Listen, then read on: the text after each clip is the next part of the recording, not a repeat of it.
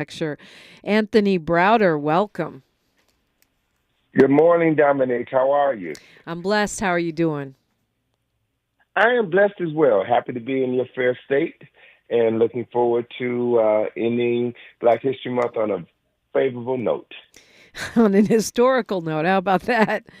Um, Absolutely.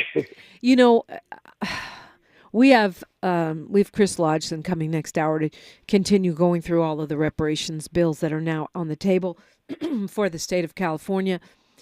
But I think I've seen people arguing back and forth about who deserves credit for reparations and who's using whose idea and all of these kinds of things. And I think those conversations lack historical context. Perhaps you can give us some of that. Sure. Well, we have to ask the question, what do we want this government or the state to repair? We have to look at the fact that no people in history have gone through what Africans who were enslaved in America have gone through, separated from land, language, history, culture, forced to adapt to a new environment, forced to uh, be exposed to the most inhumane treatment that any people on this planet have ever experienced. We were given our freedom. We went through integration, as your caller before me was saying, but all of that was a setup to ensure that we were continuously undermined by certain elements within this government. And so it's right to ask that our situation be addressed, but without understanding how what's been taken from us is important. And the most important thing that I feel that has been taken from us is our sense of awareness, knowledge of self, our history, our culture, and all of those things that make us more unified as a people. And without having an awareness of what's been taken away and a plan to replace that which was stolen and lost, then we're going to be floundering as we have been. As I've said on several other occasions when I was on this program, that the most important thing that needs to be repaired is our memory. Our memory must be restored. And if the last 4 weeks have not shown us anything, it's that we have to assume responsibility for repairing that which was stolen, that which was taken away, that which was outlawed, because our enemy, our oppressor, is not going to do that for us. And so it begs the question, what are we willing to do to free our minds? And how much of our time are we willing to invest in freeing the minds of others? I think one of the best metaphors that I can give your listeners for this unselfish dedication to freeing minds is that of Sister Harriet Tubman, who freed herself, who was enslaved in a concentration camp on the west coast of Maryland. I don't call them plantations. If you understand the histories of what happened to our people in those environments, in those encampments, you will realize that these were the precursors to the concentration camps that Adolf Hitler said were a little bit too harsh. I mean, if you can imagine that. But Harriet Tubman freed herself and then risked her freedom 19 times to come back into the South, the upper South of Maryland, where she freed her mother, her father, all of her siblings save one. And then during the Civil War, she continued to fight on behalf of the Union Army and freed thousands of other people. And that represents a level of knowledge of self, but more importantly, a level of selflessness in which she was able to devote her own freedom to save others. And that's the spirit that's surely needed right now. And one other important aspect of the restoration of our minds, the recovery of our history, reminds us that we're not just living for ourselves. We should not just be focusing our attention on this particular lifetime. If we understood one central element of African culture, it's that we come back. The life is not a one turn around this Ferris wheel. We come back. There is a continuity to life. And the quality of life that you spend in this lifetime determines the quality of life in future lifetimes, as well as the quality of life along your generational family line. So what you do now, you do for future generations. And once that awareness, that consciousness is fully in place, it shifts the way we respond to things that are done to us, and it gives us a perspective that allows us to look beyond problems and errors and focus our attention on the good that we can manifest that's heading our way in the future. We got a lot of stuff to unpack in what you just said. Anthony Browder, do you mean literally we come back? You're talking about reincarnation, or are you talking about our generations of our children that carry the patterns of our history in their DNA? I'm talking both. I am talking both because when you look at ancient African culture, for example, in the Nile Valley, they had a word for what we now in the West call reincarnation. That ancient word is the Rehemi Mesu, or the repetition of the birth. There is a papyrus, the papyrus of Ani, that shows the scene of the weighing of the soul, where this priest, this 19th dynasty priest, is about to step into the hall of Double Ma'at, where his heart, the symbol that represents his soul, is weighed opposite the feather of Ma'at. And there is a figure there who is the figure that represents the rebirth, or what we call reincarnation. Within the text of the ancient Nile Valley, there is this understanding that souls come back. And so that after the fall of Nile Valley civilization, when outsiders came in and took pieces of the corpse of this ancient African body and used those fragments to create religions, Judaism, Christianity, and Islam, all have elements within their tenets that speak to the process of reincarnation, of being reborn, of renewal. And so everything within our environment echoes that same sentiment. I'm looking at the sunrise right now. The sun follows a pattern. You can see the same pattern in the phases of the moon. You see the same patterns in the 4 seasons of the year. And so these concepts and ideas have been written out of the respectable commentary of human history, as Dr. Clark often said, but they've been embedded in certain religious teachings such that those who know, those who are aware of the deeper meaning behind some of these sacred teachings, understand the full cycle of life. And so with that understanding, then one is willing to sacrifice their life because they understand that they'll have an opportunity to reap the benefits of those sacrifices. When you look at Malcolm, who willingly sacrificed his life because he knew that there was something beyond, you can understand why he made some of the moves that he did. King, the day before he was assassinated, knew that his life was over, but he also understood that he was giving his life to something greater. And so when you can step back and look at history from a different perspective, a broader perspective, when you can look at history from the benefit of your own cultural lens, then you'll see things or you'll understand things that our oppressors would never want us to be exposed to, because freedom of the mind is the first step towards freeing the rest of yourself. When you say, well, we'll look at this when we come forward, Dr. Anthony Browder, when you say that we have the responsibility to repair ourselves, that our oppressor or the person that did and continue doing the harm is not the one that is going to fix the problem. Does that mean that our government and our businesses and our educational institutions do not owe us reparations? Does that mean that we are letting them off the hook? Anthony Browder will address that when we continue on KBLA Talk 1580. She's reclaiming her time on KBLA Talk 1580. More First Things First with Dominique DiPrima when we come forward. Who cares about the Black community in Altadena? We do.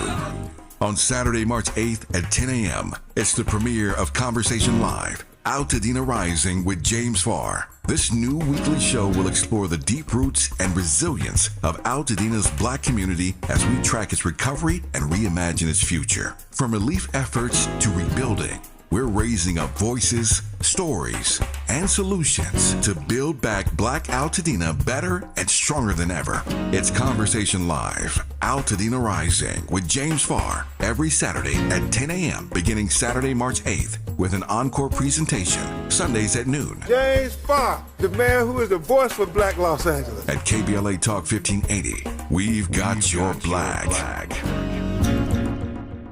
Time is up. The IRS is in full collection mode for 2024, issuing liens, levies, and garnishments to anyone who has a past tax debt or unfiled tax returns. Don't wait till it's too late. Your paycheck and bank accounts are at risk of being seized. Call now and stop the collection process today. If you're living check to check, no matter how much you're making, you still may qualify for the Fresh Start programs offered by the IRS to reduce or even eliminate your tax debt. It's just a 5-minute call to get your options, and it's free. If you owe back taxes, have years of unfiled tax returns, under audit, have a wage or bank levy, or finally just want to sleep better, business or personal, call the experts at Republic Tax Relief while there's still time. A+ rated by the Better Business Bureau, and tough. This veteran-owned company has the fight you need to take on the IRS. Don't go at it alone. The call is free. Call their hotline number now, 800-652-1714. That's 800-652-1714. Find out if you qualify today. Call 800-652-1714 or go to republictaxrelief.com. The conversation continues right now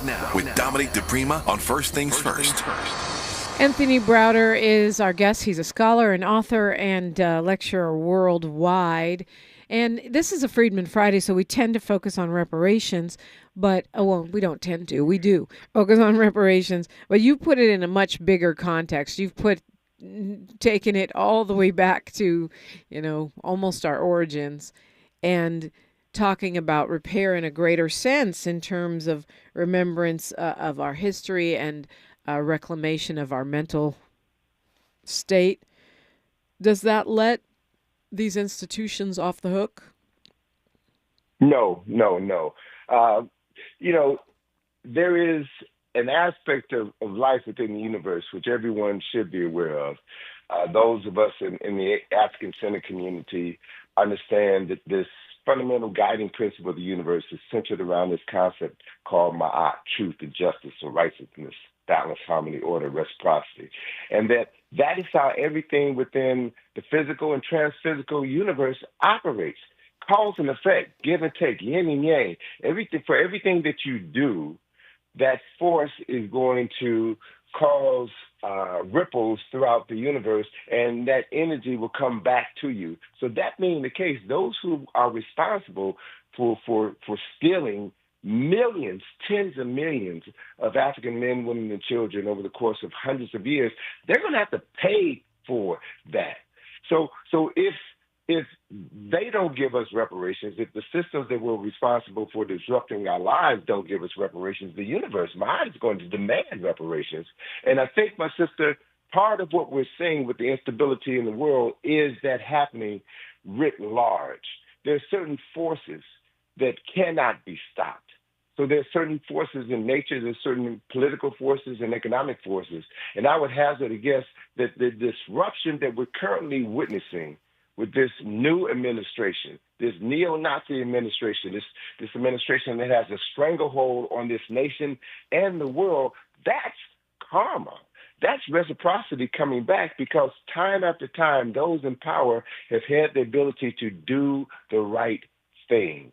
And they have consistently chosen not to do the right thing. So as a consequence, there are repercussions to be paid for violating certain universal laws, certain humanistic laws. And what we're witnessing now is the setup for a fall that's going to come hard and heavy. And what I'm suggesting with regards to this being Freedom Friday is free your mind enough to know enough about history, to know enough about civilizations that have risen and fallen since the beginning of time, and recognize that this country is on a downward spiral. So if that is happening in real time, then what things should you be doing in order to insulate yourself, your family, and your community? So those are the bigger questions. But our attention is being divided now by focusing on issues that in the long run don't really matter. See, so, 29 years ago, I wrote a book titled Survival Strategies for Africans in America, 13 Steps to Freedom. And I didn't realize it at the time, but that book is a playbook for what's happening right now in 2025. There's certain fundamental principles about life in America and life on earth that we've never been taught. as Black people, as human beings. And as a consequence of our ignorance to certain fundamental realities, we're suffering. We're squandering our lives. But once you understand that there is an order to this thing called life, and this order manifests itself in specific ways, then by the application of the knowledge of the order within the universe, you can kind of ride this wave of destruction that's headed our way and not be swept away like most people will. But it's a choice that people have to make. Ride the right? wave of destruction and not get swept away. Sounds perilous, but possible. Well, absolutely. We've always done it. My sister, look, no people in this country have gone through what African Americans have gone through. Yeah. And the mere fact that we're still here, and we're here in relatively large numbers, and some of us have our mind intact. What accounts for that? There is something within us. There's a spirit, an indomitable spirit that people of a certain consciousness have that allows them to move in such a way that they don't get swept away with the masses. That's the energy, that's the consciousness, that's the history, that's the awareness that I'm saying we have the responsibility of becoming aware of ourselves, incorporating into our lives so that we can live a better life because of the choices that we make. Your oppressor is not going to teach you how to be mentally free, how to be spiritually free. That's not their wheelhouse. That's not what they've ever done. But we're free enough to be able to read, to be able to study, to be able to analyze what we read and pick up the pieces of our fragmented past so that we can determine how we're moving into a future that we will create. So if you're doing that with a cohort of people who also understand what's at play, and how to use the energy, the consciousness that we have available to us to use, then you amplify your individual power and collectively you become a powerful force. That's what circumstances are now forcing many Black folk to do. You can't depend on the government to educate you. Then you educate yourself. You educate your children. You create your Saturday academies. You use your barbershops, your beauty shops. You use your churches. You use your fraternities and sororities to create safe spaces where we can educate those minds that are most precious to us. That's what we did when our country was integrated. That's what we did 100 years ago. And we raised brilliant souls as opposed to allowing our children to have their minds impacted by people who know how to minimize their potential for goodness, their potential for fair play. And that's what we're seeing in too many of our communities right now because we have given up control and responsibility for handling those things that as adults, conscious human beings, we should assume responsibility for. So if things begin to fall apart, there are those who are prepared to pick up the pieces and build Black better. When you say we're concentrating, Anthony Browder, on things that don't matter, are you talking about politics? You're talking about today everyone's saying we're not going to buy anything. What are you referring to? I'm talking about everything from the Super Bowl to spending habits. And yeah, it's good to spend your money with people who respect you. But do you realize on one very basic level, do you realize how out of sorts do you have to be for someone to tell you not to spend money with someone who hates you? Do you I mean, and why would you stop doing it for one day only? I've been saying, we should boycott Christmas. We should boycott the 4th of July. We should boycott Juneteenth. We should not Thanksgiving. Juneteenth, we really? should not be spending yes. Because, look, we live in a capitalistic nation, and the only thing these people understand is money. When you hit them in their pocketbooks, hit them hard and heavy, and not just make, one day of activities. And this is my personal feeling. Rosa Parks, if she gave up her seat on one day, how effective would that demonstration have been? You've got to show your oppressor how serious you are. You've got to make a commitment to something bigger than yourself. You've got to be willing to sacrifice. And if sacrificing means that you don't patronize an establishment for 1 month or 1 year, that's the sacrifice you have to be willing to make in order for the next generation or two to reap the benefits. And I'm an advocate of a philosophy that one finds in many indigenous cultures, and that is you have to think, responsible people have to think 7 generations ahead. 7 generations ahead. That's at least 150 years.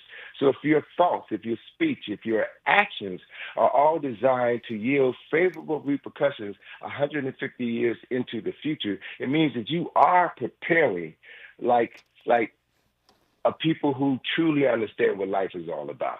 Right?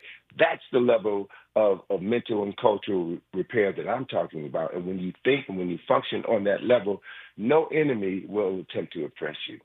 I know the Yoruba people of West Africa believe that if you cannot name 9 generations of your family, that means you're not mentally stable. For most Black Americans, that's not even possible because, because of what we have experienced, as you say, the the Holocaust of our enslavement. So what does that mean to restore our minds? Well, look, I'm glad you mentioned the Yoruba tradition because we did a presentation in D.C. where I'm based in December. We brought in Wayne Chandler. Wayne Chandler talks about these concepts and ideas. Very, very, very sharp brother. And he referenced an article that was written by a Yoruba priest who talked about the concept of reincarnation. And his interpretation of reincarnation allowed me to shift my consciousness as well. He said that in the Yoruba tradition, there is knowledge, there is an awareness that we come back, right, the Rehemi Mesu. But he said that their interpretation of returning is different than it is in the East, in India, in that you don't come back in a different caste or you don't come back as a different race. He said that the teachings within their culture say that you come back within the same genetic family, along the same genetic line. So in that context, one would be given a name Olatunji, which means the father has returned, as a confirmation that the soul that has been reborn is the soul of someone who left a generation or 2 ago. So you see life as one continuum. And if it is one continuum, then the souls that we're encountering now were souls that we encountered in the previous lifetime. I know this sounds very abstract to someone who really can't grasp these concepts, but if you see life as a continuum, it makes sense. And so if you know that a person who has come back was your grandfather, you know your grandfather's name, you know your grandfather's profession. So as that child is being nurtured within the society, you know what name to give that child. You know what profession to steer that child for, because this life will be a continuum of the life that he lived previously. So you fit into a society that already has things for you to do. Right, so that guarantees that certain information, certain knowledge will be passed down from generation to generation. So for the tradition, the Yoruba tradition that you shared at the top of this segment, for you not to know where in the continuum you are is detrimental to the continuum itself. So the society, the entire society, has a vested interest in making sure that things are in place so that there is a cultural continuity that flows throughout multiple generations. And with that cultural continuity, you can go anywhere in the world and rise to the top because you know that who you are is more than just this individual self. We got news, traffic, and sports right here. Our guest is Anthony Browder. Some folks got questions for you in the chat. We're talking reparations. It's a Freedman Friday, but looking at the very big picture. Got to do that. KBLA Talk 1580.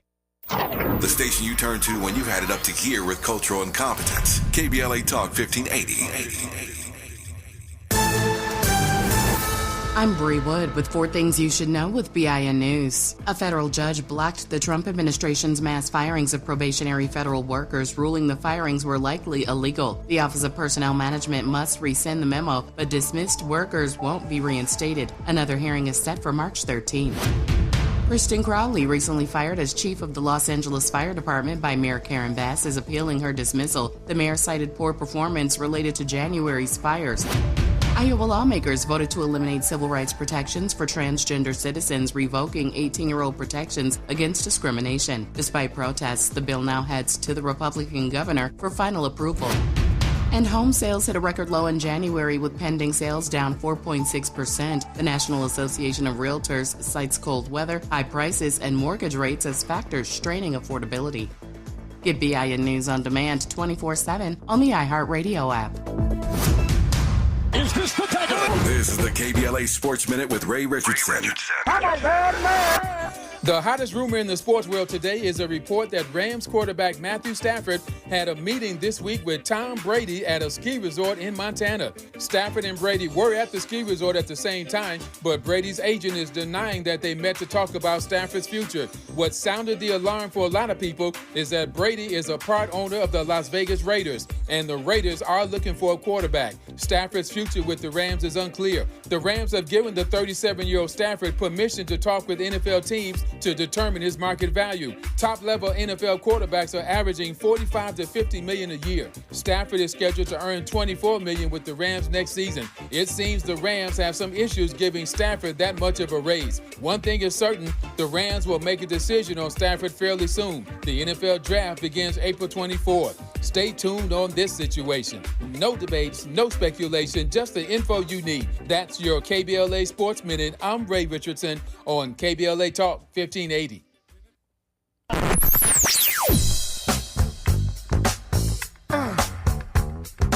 This is KBLA Talk 1580.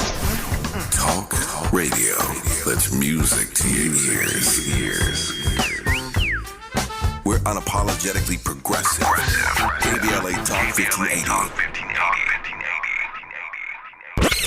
Heard any other talk radio lately that sounds anything like this? We didn't think so. You're listening to Unapologetically Progressive. KBLA Talk 1580.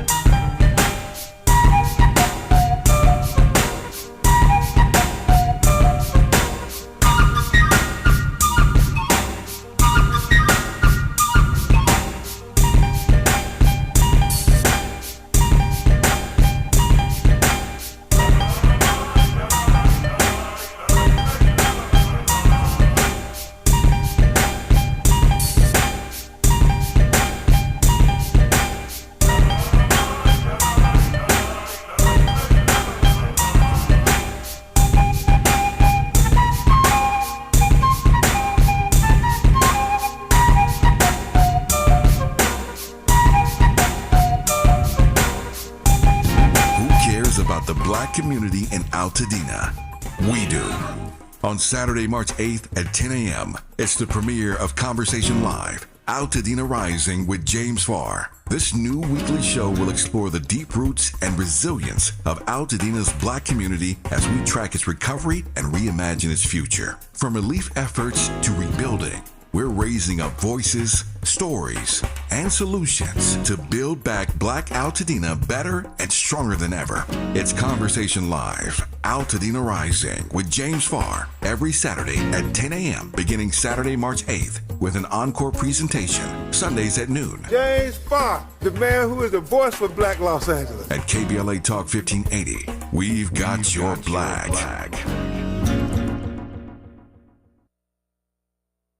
More of First Things First with Dominique DiPrima when we come forward.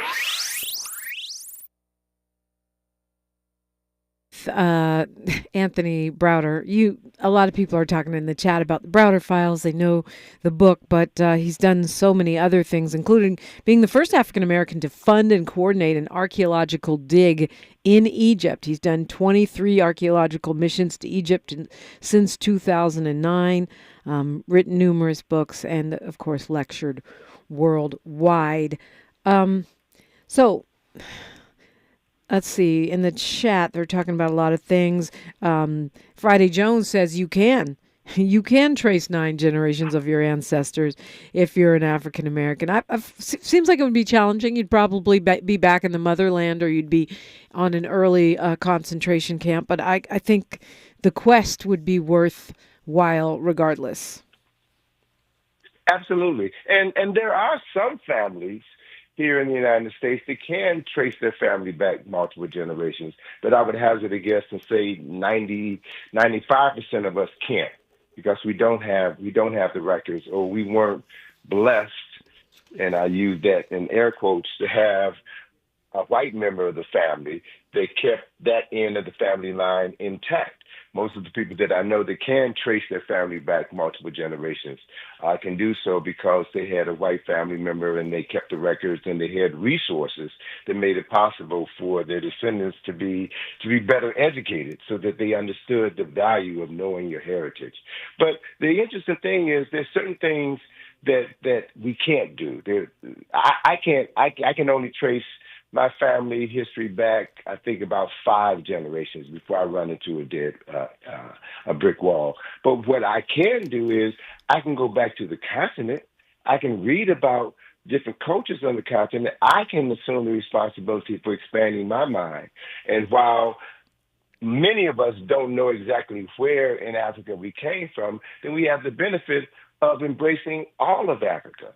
I'm blessed in that, I have taken the DNA test from African ancestry, so I know where my maternal and paternal ancestral roots are from. But to be able to dive deeper and do the work that I've done in Egypt with the excavations has allowed me to gain a deeper understanding of Nile Valley culture and civilization. And what has really rewarded me in that endeavor of 44 years now is to find in Kemet, in Egypt right now, evidence of Sankofa symbols painted on the ceiling of 2 ancient tombs, the 25th dynasty tomb and the 26th dynasty tomb. And then to be able to trace the origin of that symbol deeper into Kush, into 17th century BC Kush, and then to be able to find painted on a piece of pottery that is 200, that was made in 250 AD, the Sankofa bird. And then to be able to put the pieces of our historical puzzle together and track the migration of African people and knowledge from the Nile River Valley to the Niger River Valley, and then be able to see when that same symbol shows up in Ghana and the Ivory Coast in the 19th century. That's important. That's fascinating. And then to see that with our theft and enslavement with the Ma'afa, we aren't allowed to bring that knowledge with us when we're torn away from our homeland and in prison here in the United States of America. But that knowledge is in our DNA, my sister. So when we read, when we began to take an active interest in wanting to restore that which was illegal and taken away, I feel very strongly, based on something that my friend out here in California, Dr. Richard King, often talked about, we then animate the genius within our genetic memory, within our genes. And these ancestors begin to come alive, so to speak, and speak to us. That's what some of our most brilliant minds have done. That's what Carter G. Woodson did. That's what George Washington Carver did. And so that's an innate capacity that we all have as human beings. And learning that you have that, and then learning how to cultivate that capacity, that hidden capacity within you, makes it easier for us to deal with what's come our way and what is coming our way. And that's one of the means by which we've been able to survive and thrive as a people on this continent for so long. Rest in peace to Dr. King. He was my teacher at San Francisco State University, and he is the one who changed my life because his class made me look at things, and I'm the daughter of activists, but his class made me think of things differently and reconnect with with that DNA, like you said, activate my ancestral heritage on a cellular level. Kwamel Allah wants to know, what are Black conscious groups like Moore Science Temple, RBG, 5% doing wrong in modern times? That's a good question. Well, let me start off. What are they doing right? what they're doing right is letting their practitioners know that there's a greater story out here that you have a responsibility to become aware of. All of us are mentally and culturally and spiritually damaged. That's not an accident. So to be engaged in the process of restoring your memory is the first step towards permanent and lasting freedom. So what these organizations do is give you a glimpse beyond the curtain to let you know that there's something there. Now, what I'm always encouraging, young people to do, young people who have begun a course of self-study, is to realize that nobody knows everything, right? To be humble in your pursuit of knowledge and be willing to accept the fact that you're going to change. Change is one of the most fundamental aspects of life. Change involves evolution, right? Revolution. So allow yourself the flexibility to grow and change. The things that I believed when I was 25, I no longer believe when I was 35, right? And so that's one of the joys of life. That's one of the reasons why we're here. We're here, as Brother James Small often says, we're here as spiritual beings having a human experience in order to grow, in order to improve on this journey of life. And to the extent to which we realize that and use our time, our talent, and our treasure to maximize our growth is the extent to which we will benefit from continued growth or accelerated growth when we come back. Right? So that's the beauty that I really want people to grab onto. It's not just about this life. It's for the lives that you will live in the future. And the quality of those lives is dependent on the things that you're doing right now. I think it was Martin Luther King who said that if a person has not found something that they're willing to give their life for, they have not found a reason to live. So knowing that your life is part of a continuum, and knowing that you have the capacity to determine the quality of your future lives based on what you do in this life right now is probably one of the most important and powerful realizations that a person could ever have. But your oppressor would never teach you that, right? Because they can't control you. If you have peeked behind the curtain and realized that there's much more to life than what they've ever taught you. But once you're grounded in those realities, then your one-day boycott can easily become a 365-day or 380-day boycott because you see the bigger picture, you understand your power.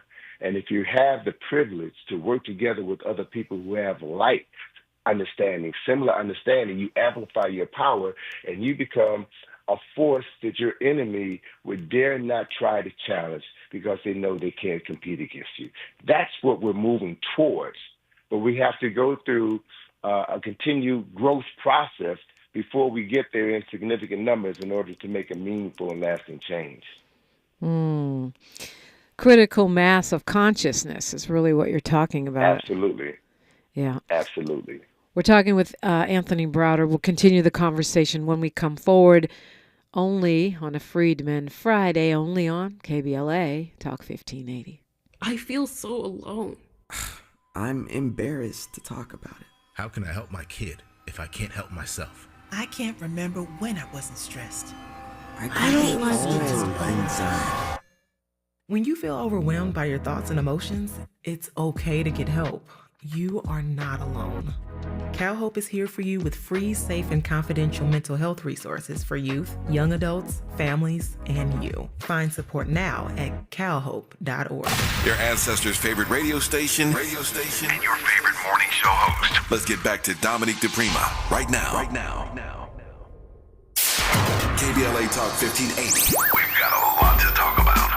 KBLA Talk 1580 reminds you that we keep us safe. The Live Your Life organization mentors young women, helping them break negative mindsets and see beyond their surroundings. Through career exposure and hands-on training, they're encouraged to think big, stay focused, and make positive choices. Founded by Nikisha Mama Boo Smith, who transformed her life to become a community leader. Live Your Life is changing lives, but they need your help. They're raising funds to keep their new building open and expand their programs. Your donations will support food, clothes, hygiene products, and holiday giveaways. Visit liveyourlife32.com. That's LIVEYOLIFE32.com to help today. This is a community call to action from KBLA Talk 1580.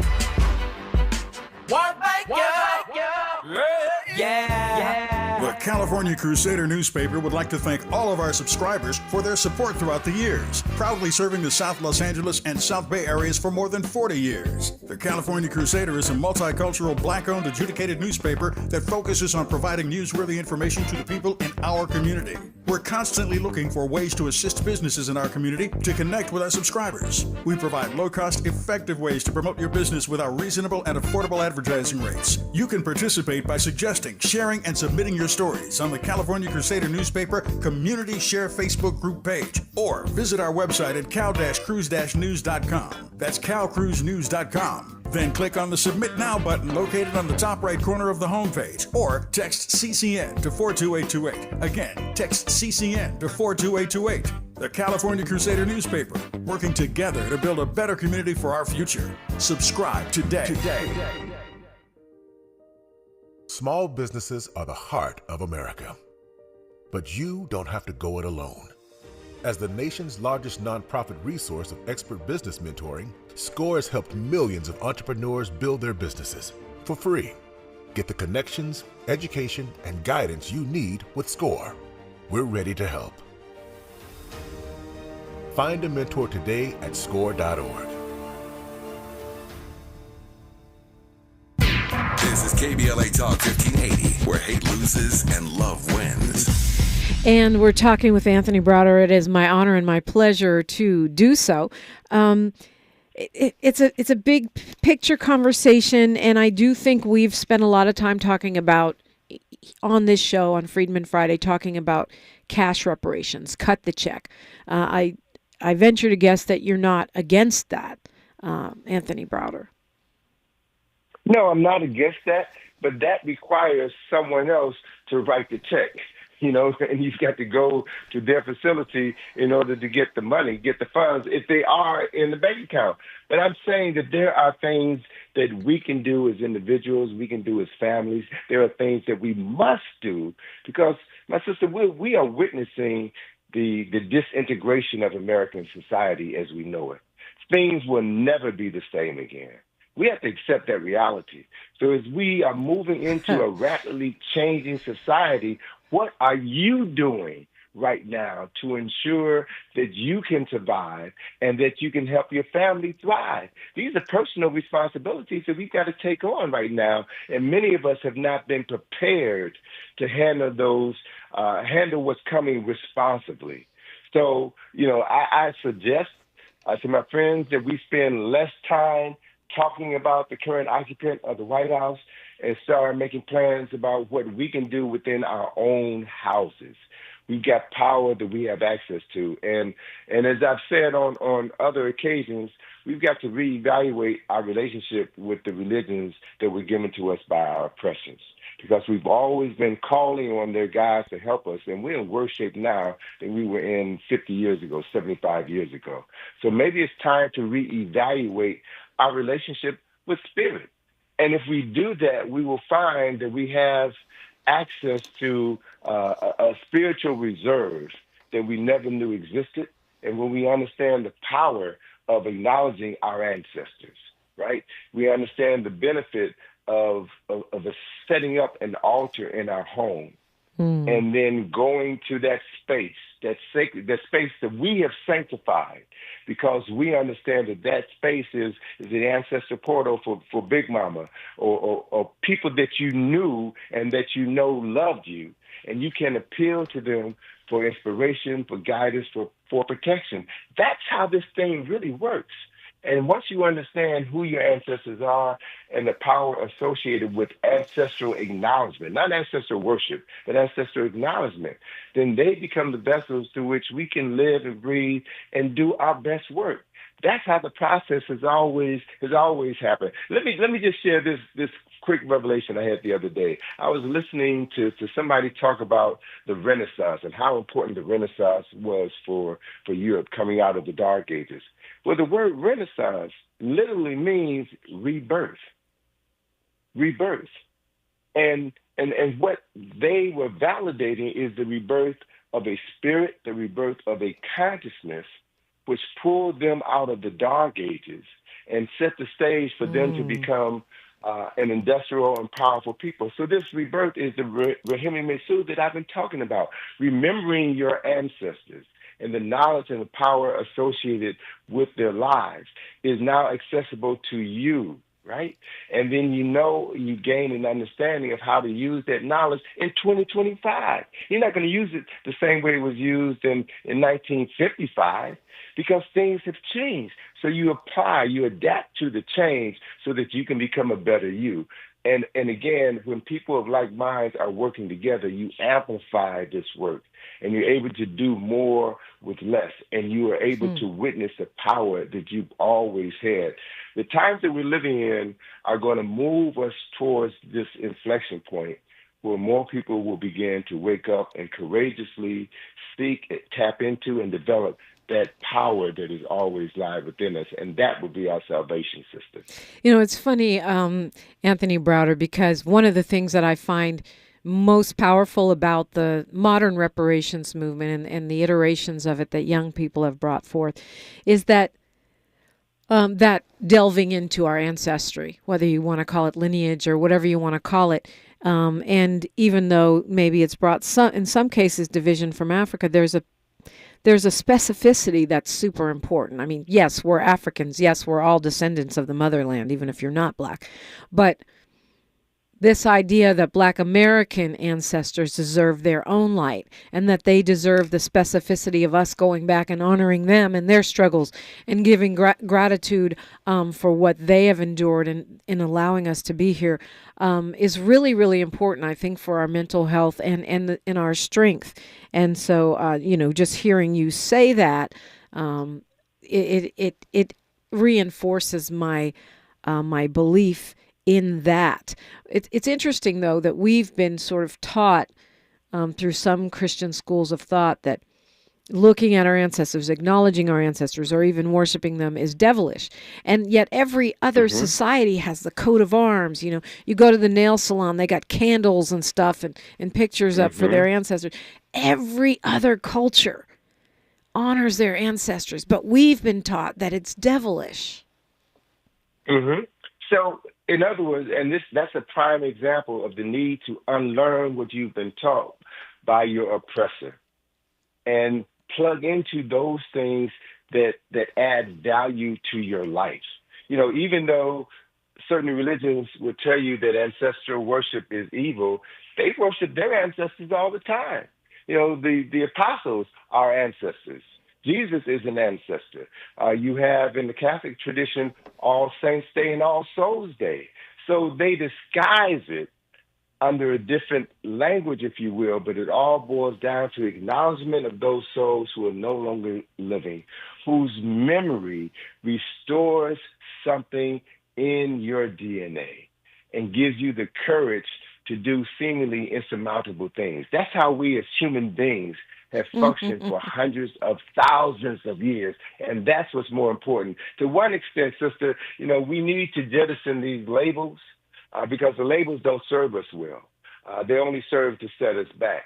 And when you understand that as Homo sapiens, as a thinking person, a person with consciousness and the ability to know that you have the capacity to think, and to realize that everything within the universe in which we live and function operates off of the principle of thought. So as Dr. Carter G. Woodson encouraged us, if you can control your thinking, right, you don't have to worry about your actions. You determine your actions. So we have the capacity as human beings. And that's why the study of history enthralls me so. We see what we can do when we really manifest the full power of our humanity. Right? We can build some incredible things. We can create empires that will last for thousands of years when we allow ourselves to be who we were designed to be. We're here as creators, right? And when we accept that and when we allow ourselves to bring into manifestation those things that will improve our lives, our family lives, our community lives, we transform the world. Right? That's the essence of who we are as African people, and that's the gift that we have consistently given to the world. So I think as we see the decline of America, the disintegration of America's social systems as we have always known them throughout our lives, this is a perfect opportunity to step up and to manifest the best expression of you today so that you can do something to transform your personal life, your life of your family, and the life of your community. So if nothing else comes out of this, then the realization among a subset of people that they have the power within them to make their lives better will make it all better in the long run. And I think that's where we're headed, my sister. I'm going to ask you a two-part question because we only have a couple minutes left, and I would like to see if you can address both of these things. You said labels. Sure. We need to move away from labels. I wasn't sure which labels you were talking about, but I feel like we don't talk enough when we speak on reparations. You've talked about spiritual repair. We don't talk about the mental, spiritual, emotional repair and the consciousness repair. So I'm hoping you could go a little deeper into that. Yeah, well, the essence of what we're dealing with is consciousness. It's consciousness. We have unlimited potential within our consciousness, but our awareness of who we are, what we are, has been constricted by those who are responsible for miseducating us. So we have to do, as Carter G. Woodson said, we have to re-educate ourselves. And what I have found is that by grounding yourself in history and culture of Africa, the real Africa, not the Africa that's been misinterpreted by others, you'll find something that will resonate with your spirit. And when you do that, when you find that thing, it opens up your capacity to commune, if you will, with the ancestral memories that you carry with you. And there's a direct correlation between one's ability to ground yourself in your history and culture and mental illness. I've had, we talked about Dr. Richard King, the psychiatrist. I've had conversations with him, Dr. Welsing, and another psychiatrist in Baltimore, Dr. Patricia Newton.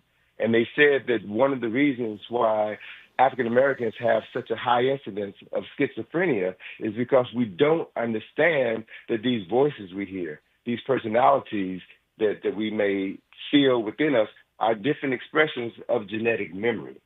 So by engaging in certain, rituals and having an understanding of how all of these worlds meld together allows you to navigate these worlds and achieve greatness or empowerment at whatever phase you are in the process. And we're beginning to talk about that more frequently, so that allows me to believe that things will get better for those who are willing to be engaged in the process and not be afraid or intimidated by others who would keep us in the dark. Well said. Anthony Browder, we just have a minute here, so I want to hand you the mic and let you leave us where you'd like to leave us. Know yourself. Don't be afraid to read and study. And the reading and studying, the awareness of self is not something that should be just limited to 1 month out of the year. We're the oldest people on the planet. We have the longest record of human accomplishments. Familiarize yourself with that. Know yourself, empower yourself, and you will ultimately be free.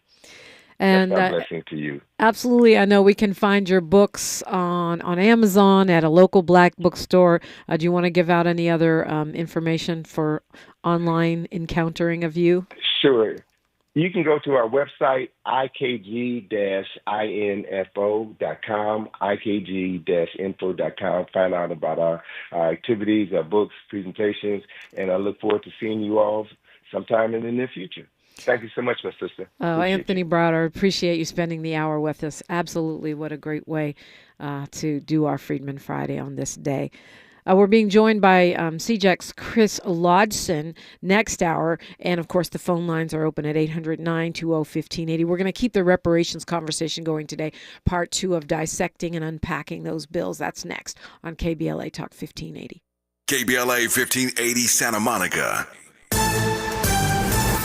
I'm Bree Wood with 4 Things You Should Know with BIN News. A federal judge blocked the Trump administration's mass firings of probationary federal workers, ruling the firings were likely illegal. The Office of Personnel Management must rescind the memo, but dismissed workers won't be reinstated. Another hearing is set for March 13th. Kristen Crowley, recently fired as chief of the Los Angeles Fire Department by Mayor Karen Bass, is appealing her dismissal. The mayor cited poor performance related to January's fires. Iowa lawmakers voted to eliminate civil rights protections for transgender citizens, revoking 18-year-old protections against discrimination. Despite protests, the bill now heads to the Republican governor for final approval. And home sales hit a record low in January, with pending sales down 4.6%. The National Association of Realtors cites cold weather, high prices, and mortgage rates as factors straining affordability. Get BIN News on demand 24/7 on the iHeartRadio app. Is this the title? This is the KBLA Sports Minute with Ray Richardson. The hottest rumor in the sports world today is a report that Rams quarterback Matthew Stafford had a meeting this week with Tom Brady at a ski resort in Montana. Stafford and Brady were at the ski resort at the same time, but Brady's agent is denying that they met to talk about Stafford's future. What sounded the alarm for a lot of people is that Brady is a part owner of the Las Vegas Raiders, and the Raiders are looking for a quarterback. Stafford's future with the Rams is unclear. The Rams have given the 37-year-old Stafford permission to talk with NFL teams to determine his market value. Top-level NFL quarterbacks are averaging $45 to $50 million a year. Stafford is scheduled to earn $24 million with the Rams next season. It seems the Rams have some issues giving Stafford that much of a raise. One thing is certain, the Rams will make a decision on Stafford fairly soon. The NFL draft begins April 24th. Stay tuned on this situation. No debates, no speculation, just the info you need. That's your KBLA Sports Minute. I'm Ray Richardson on KBLA Talk 1580. I have a dream today. The road to freedom wasn't paved with just big moments. It was built day to day, step by step, voice by voice. This February, experience Black History Month through the stories that shape Los Angeles and beyond. KBLA Talk 1580, where Black history lives. Yeah, yo. Yeah, yo. Moon la la. Yeah, yo. Better have my money. Y'all should know me well enough. Better have my money. Please don't call me on my blood. Pay me what you want me. Ballin' bigger than LeBron. Give me your money. Who y'all think y'all frontin' on? Like blah, blah, blah. Louis 13 and it's all on me. Nigga, you just bought a shot. Kamikaze if you think that you gon' knock me off the top. Your wife in the backseat of my brand new foreign car. Don't act like you forgot. I called a shot. Like blah, blah, blah. Pay me what you want me. Don't act like you forgot. KBLA Talk 1580. We're keeping it going on reparations. And by the way, if you missed the entirety of the conversation with scholar, author, and renowned Egyptologist, chematologist Anthony Browder, you can find all of these conversations for free wherever you get your podcasts, and they live on YouTube, the KBLA 1580 YouTube. So look there. Please like, subscribe, and comment while you're at it. Last week on Freedman Friday, the lead organizer for Coalition for a Just and Equitable California, commonly known as CJEC, joined us. And we were talking about going through the reparations bills that were presented by the California Congressional Black Caucus. We didn't get through nearly all of them, and so we said we'd do a part two. We planned that for today. Chris Lodgson is back. Good morning, sir. Good morning, Dominique. How are you? I'm blessed. I'm great. How are you doing? Oh, Dominique, I'm blessed. I'm better than I ever been. I'm waking up another day. God gave me a whole nother chance. I got people calling me, telling me they having dreams about paying me money back that they owe me. I got waking up with less gray hairs. I'm doing better than I ever been, Dominique. Are those people politicians with their hands on vast public resources? Are you dreaming of reparations? Is that what you're dreaming of? Your dreams to God's ears. Come on. That's right. And I love the way you started. They better have our money. Cut the check. Okay, so we'll cut to the chase on that note, cutting to the check. We have some folks on the phone that want to chime in already, so we'll go right to them. But look, I just finished looking at a lengthy post by Yvette Carnell, where she specifically calls out CJEC and says that the new so-called new Freedmen's Bureau bill that's been brought by Republican Bill Asaley, who, to be clear, has never done anything but anti-blackness in his whole career. Oh, come on, Dominique. Come on. No, come all you have to Let's do, look at the look bill. at the Let's look at the bill. we're putting Let's it in. look at the bill. But that's, I mean, I am a bill. Yes, I'm only a bill. No, come on. You can't take things out of context. Oh, Richard Nixon is freeing the slaves. Okay, whatever. Let's give the full context. But Can I complete my? Let me complete my question. Yes, go ahead. She says, what I'm quoting now, and this is conversation all online, and you know that Bill Asaley, and I interjected, who has never done anything but anti-blackness in his whole career, that his bill does not get us anywhere near cutting the check. And in fact, he says, and I saw it on his Twitter, that it's all about vouchers and opportunities for black people, which is truly not reparations. So talk to me about how cut the check squares with the Asaley bill. So thank you so much, first of all, for talking about our bill, AB 1315, which was introduced by State Assembly member Republican Bill Asaley, which would create the California American Freedmen Affairs Agency to help people verify and do genealogy. The first thing you need to cut checks is what? To know who to cut the checks to. The first thing you need to cut checks is to know who to cut the checks to.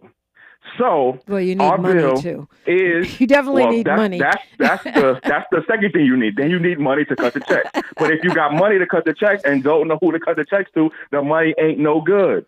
So our bill, of course, and we've been working on this same point and on this same thing for at least a couple of years now. People have known and seen this. This was the same thing that we've been saying and doing with SB 1403 last year that would have created the California American Freedmen Affairs Agency that the Black Caucus blocked and killed and promised to bring back this year and lied to our faces. But they did bring a bill to create an agency. Do they have an agency? You just don't like it. Is there an agency bill somewhere? Yeah, there's an agency bill. You just don't like it. Is there an agency bill somewhere in the California Legislative Black Caucus package that I missed? Is the word agency anywhere? It creates a bureau. We talked about it last week. You know there's such a bill. It just does. It's just not called the Freedmen's Bureau. A bureau is not the same as an agency. Those two things are very different. And the Black Caucus did not say we're going to bring a bureau bill back.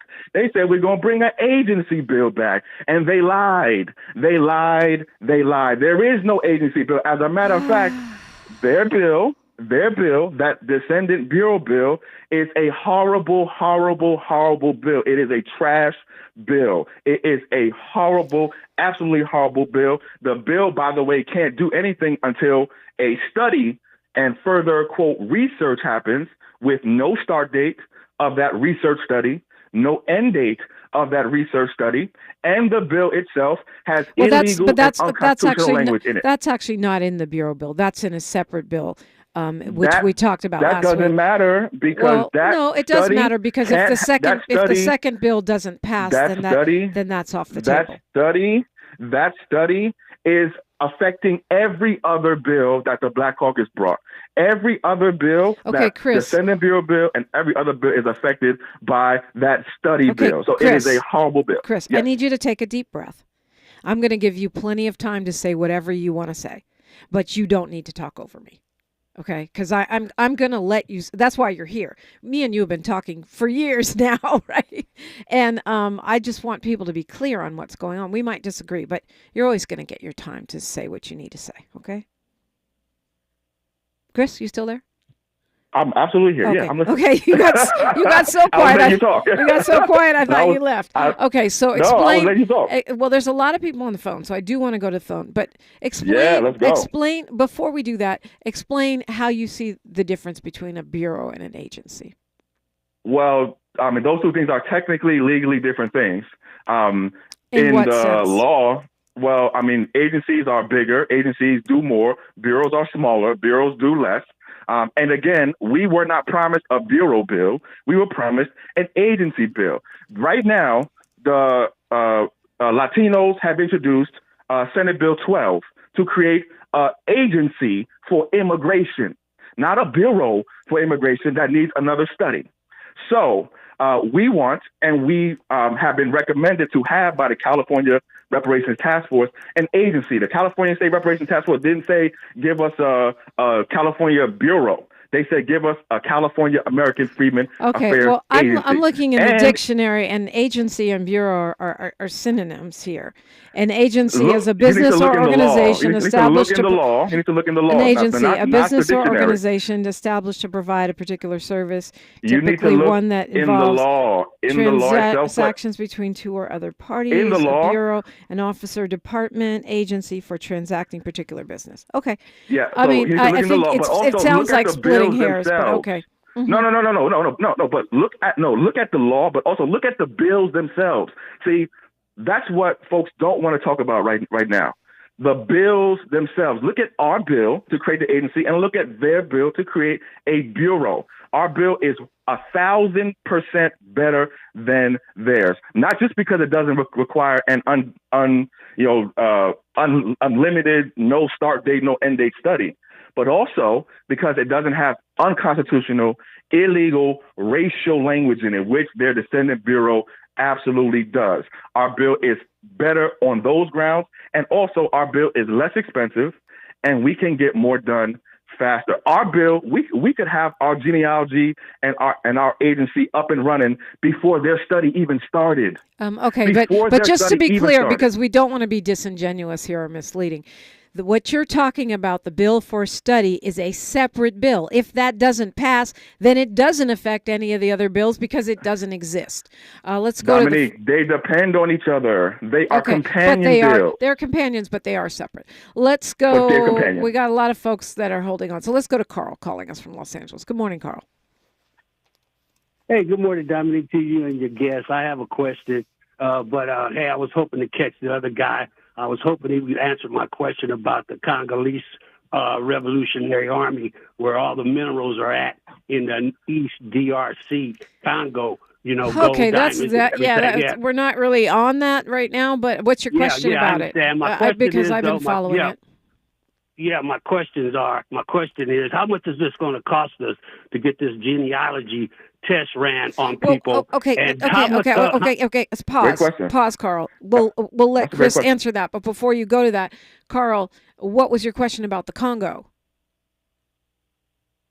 Would he be willing to do a little study on that with me and him, and we get us some freedom fighters and get some of that wealth? You don't want to get in that, Carl, and I'm sure Dr. Browder doesn't either. That is a whole war going on, a proxy war. But we'll get Dr. Gerald Horn. He can back on, and he'll go deep into that, and you'll find out why that is not something you want to get embroiled in over there. About the cost, go ahead, Chris.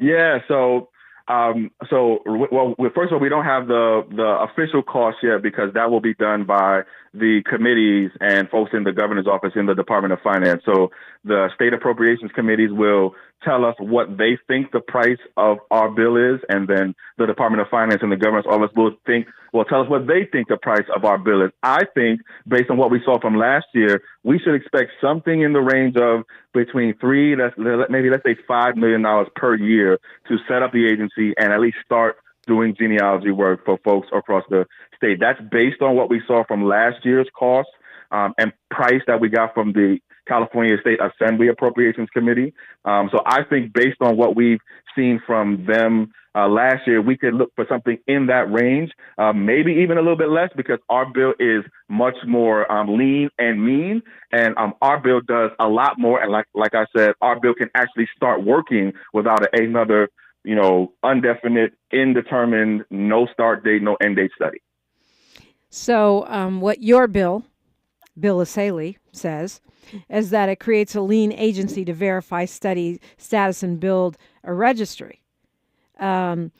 My goal is to recognize and empower freedmen with real solutions like school choice so their kids can escape failing schools, and opportunity zones to spark economic growth and investment in their neighborhoods. Those are Those are not reparations. Those are Republican agendas that have been on the table for forever. Defund public schools and have opportunity zones that shift money to billionaires and do not help the neighborhoods. How is that reparations? It's not reparations. Dominique, we don't disagree there. It's but not reparations. That's your bill. But that's not in our bill. No, Dominique, is that in the bill? That's your bill, Asaley. Dominique, is that in the bill? What does that have to do with the bill that we have? How does that bill do anything more than why do you need the bill? Why do you need an agency to create a registry? You need an agency to disperse dollars. That's one small piece of it. The state reparations task force answered this question. We want an agency, and the state reparations task force recommended that we create an agency to do genealogy to help verify who's eligible for reparations. That's what we're doing. That's what the bill does. The bill doesn't have anything about opportunity zones. The bill doesn't have anything about vouchers and school choice. The bill has nothing about that. I only think reparations is cash payments. That's what we work. But Bill Asaley, the author of the bill, says on Twitter, read the text. It's about data and heritage, not dollars. Yeah, that's what he says. Exactly. He's absolutely right. And he's gone on Fox. What's in the bill. He's gone on Fox News and said he's against dollars. He's against cutting the check. And we disagree there. Okay. I'm totally fine, absolutely fine to disagree with that. Absolutely fine. But why would I not work with somebody on something that I do agree with them on? Because we agree with something on the other thing over there that we don't even have By the way, is there a cash payments bill that I missed from the Black Caucus somewhere? There's not. We're not there yet anywhere except Evanston, and hopefully we will get there. Okay. Wait. Hold on, Chris. When you ask me a question, you need to be quiet and let me answer it. You can't just talk over. No. You're going full Republican right now. That's what they do. They talk over me. Dominique. You're interrupting me as I'm talking. Okay, but you're louder. You're interrupting me, but I'm interrupting you on my show. Okay, got it. You are interrupting me while I'm talking. When you ask me a question, then you start to answer the question. When I start to answer the question, I interject. But I don't do a long talk over you. Okay. All right. So, Chris, Sarah Beanie says in the chat that Asaley's bill is Bradford's bill. Dominique, is you slow? She says, or are you just being obtuse? No, I might be slow. I've been called that before, but I'm not being obtuse. I think it's important to have these outright conversations. So here's the follow-up question, Chris. California has a supermajority of Democrats, whether you're a Republican or a Democrat. Bill Asaley's chance has a snowball's chance in hell. Why do that? Or do you have the votes? Oh my God. Do you have the votes? So you're laughing. Dominique, I am so much looking forward to working to get every single person in the state assembly and state senate who supports good policy, which this bill is, to support this bill. I think when Democrats and Republicans look at the actual policy, not what they think about the author, not what they think about his record, not what they think about his motives, but the actual policy, which is a good policy, which the sister in the chat just said, this is Bradford's bill. This is Bradford's this is a Democrat's policy that people are now opposing because it's in a Republican's hands.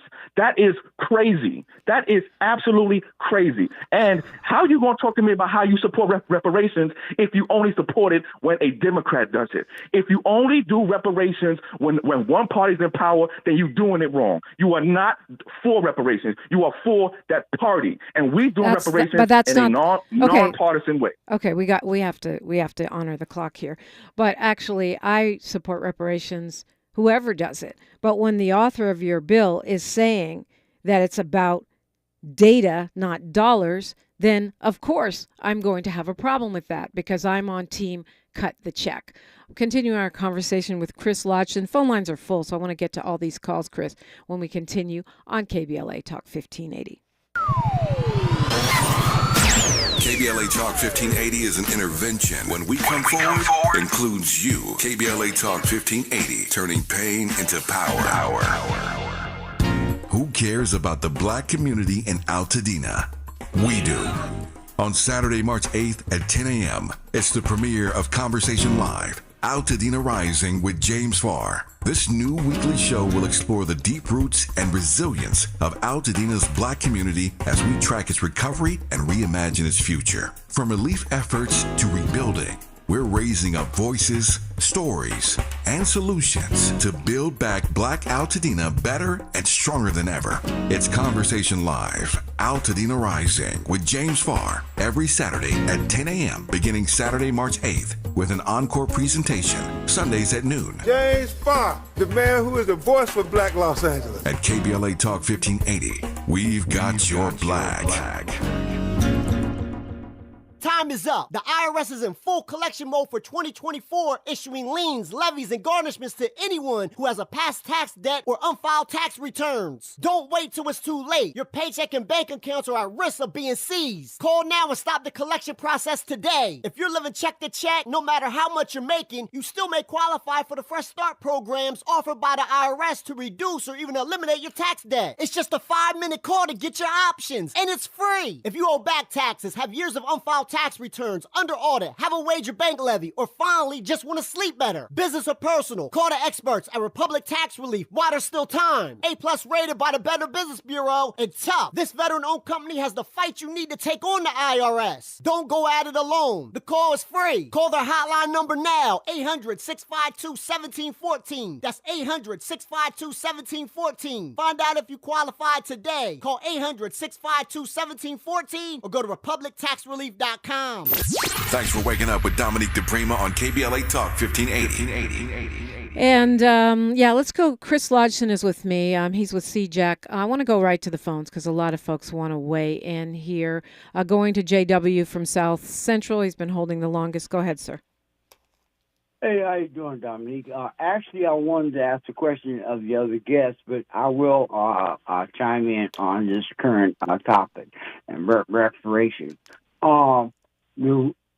What I see as the guarantee solution for us to, in order to even get reparations, is to challenge these corporations because they run both the political parties of the government, and they control everything. They finance everything, and they have their hidden agenda. And we need to accuse them of everything they did, such as the textile corporations, because cotton was king back in the days, and we were the slaves, and we made it happen, as well as State Farm Insurance and all the other insurance companies that actually compensated slave owners, and et cetera. So that's my point. Is okay, thanks, we need JW. to really focus on that. Okay, got it. Chris, your response to JW? He's right. Everybody that owes got to pay. That includes the federal government. That includes the state governments. That includes the counties. That includes the cities, the corporations, the schools, and the people. Everybody who owes us got to pay us, period. Going to Friday Jones, calling us from L.A. Good morning, Friday. Hey, good morning. Hey, welcome. Dominique, good morning. Chris, good morning. Peace and reparations. I just want to say I have 2 points to make. One, Yvette Carnell has all of a sudden become Isaac Bryant's bestie, the CLBC's bestie. When we started out this work, when I was meeting with high elected officials in Congress, I was told, do not work with her because they had their own dossier on her, and I would not like what I saw. I don't know if that's true or not true, but what I do know is one of those high-ranking officials still has pull in the city of Los Angeles, and it's very interesting to me that all of a sudden that Blaze, Black LA, young Democrats are all of a sudden go Yvette Carnell during the whole reparations hearings, and she posted this post about the advocates in California basically having worked with Shirley Weber, worked through the task force, and somehow when we have a bill, not just with the Democrat, because CJAC has a bill, has worked with a bill currently with the Democrats, with one of the CLBC members, but when we work with the Republican just because of who he is, not, again, the context of the bill, which is Senator Bradford's bill. Somehow we have made a misstep and we are wrong. I disagree strongly with that. And the question is, after the first couple of hearings where ADOS people were calling in, where was Antonio Moore? Where was Yvette Carnell, who has a whole cop city being built in her backyard? Do the work where you are.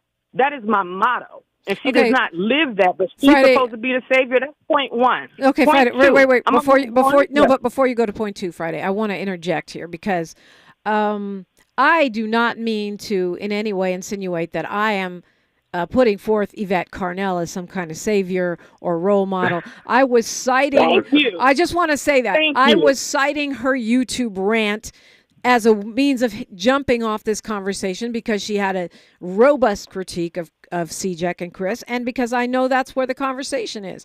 My understanding of those folks, and I haven't seen any dossier either, but my understanding is that my analysis is that they're more on the MAGA side. I mean, it's not really, it wasn't meant to put her forth as a role model, but it was meant to address some of the critiques and some of them, rather interesting and even credible to a degree that she put forth. That's what it was for. It wasn't to say, we should work with ADOS or Yvette Carnell should come to California and show us how it's done. And to be clear, Friday Jones, I did take offense with, and Chris, with some of the things she said and the way she characterized our state and our movement. So I just want to be clear on that. Point two. Point two is yesterday, again, young black LA Democrats who want to be so critical, and I think Isaac Bryant started that organization. I was a member of that organization for 2 minutes, but I'm older than them young folks. The point two is yesterday in Sacramento, UBI came up, and it was CJEC who was there with about 20 people who were talking about get our seniors who are actually victims and survivors of the Jim Crow era, their UBI. That's Nobody universal basic income. For those who don't follow, universal basic income. So that would be a monthly stipend to support their survival in cash. Yes, absolutely. Cash. So which is my favorite thing. Our favorite thing. And when people want to downgrade it, the reality is CJEC is advocating for that. And it may not be in this particular bill, but standing up an agency allows for future growth in the right way that's consolidated with oversight. And that point cannot be missed by all of this, the bad person is bringing the bill. It's always been it's not, but I mean, let's not oversimplify, Friday, though. The bad person is bringing the bill is also a strategic point, which is the bad person has never, ever passed a bill.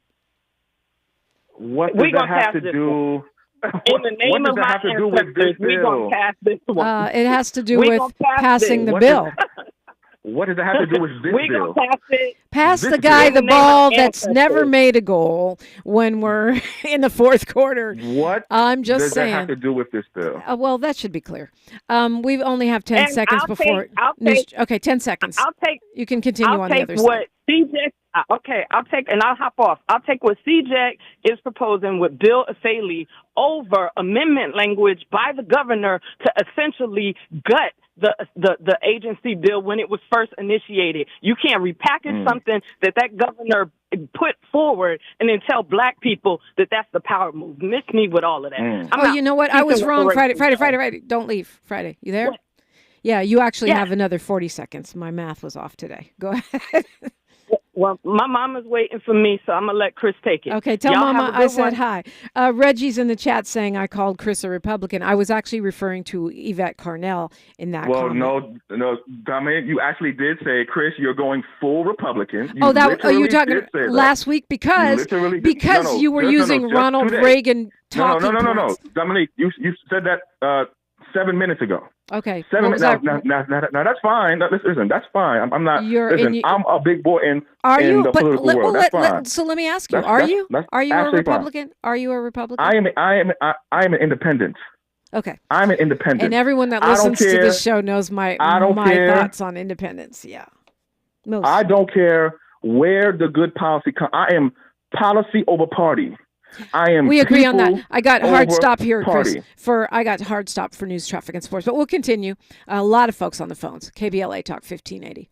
She's reclaiming her time on KBLA Talk 1580. More First Things First with Dominique DiPrima when we come forward.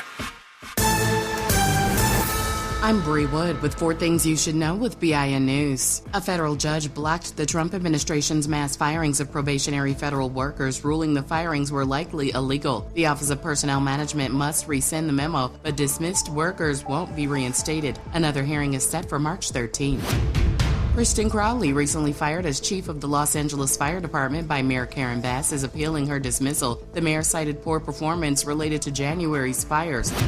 Iowa lawmakers voted to eliminate civil rights protections for transgender citizens, revoking 18-year-old protections against discrimination. Despite protests, the bill now heads to the Republican governor for final approval. And home sales hit a record low in January, with pending sales down 4.6%. The National Association of Realtors cites cold weather, high prices, and mortgage rates as factors straining affordability. Get BIN News on demand 24/7 on the iHeartRadio app. Is this the title? This is the KBLA Sports Minute with Ray Richardson. The hottest rumor in the sports world today is a report that Rams quarterback Matthew Stafford had a meeting this week with Tom Brady at a ski resort in Montana. Stafford and Brady were at the ski resort at the same time, but Brady's agent is denying that they met to talk about Stafford's future. What sounded the alarm for a lot of people is that Brady is a part owner of the Las Vegas Raiders, and the Raiders are looking for a quarterback. Stafford's future with the Rams is unclear. The Rams have given the 37-year-old Stafford permission to talk with NFL teams to determine his market value. Top-level NFL quarterbacks are averaging $45 to $50 million a year. Stafford is scheduled to earn $24 million with the Rams next season. It seems the Rams have some issues giving Stafford that much of a raise. One thing is certain, the Rams will make a decision on Stafford fairly soon. The NFL draft begins April 24th. Stay tuned on this situation. No debates, no speculation, just the info you need. That's your KBLA Sports Minute. I'm Ray Richardson on KBLA Talk 1580.